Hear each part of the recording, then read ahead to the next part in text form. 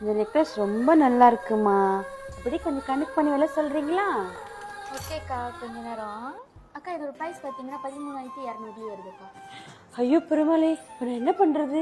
என் பழைய நகை கொடுத்துட்டா, என் தங்க வெளியில கொடுத்துட்டா, இவ்வளவு வெளியா இருக்கு. ஓகேக்கா, நான் குறைச்சி பார்க்குறேன். ஐயோ பெருமாளே, நான் என்ன பண்ண போறேனோ தெரியலையே. அக்கா நான் உங்களுக்கு ப்ரெஸ் பண்ணிட்டு பாருங்கக்கா.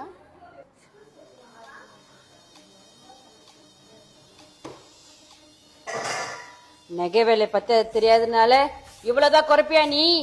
இதுக்கு என்னுடைய உலகத்துல என்ன தண்டனை தெரியுமா? கும்பி பாகம்.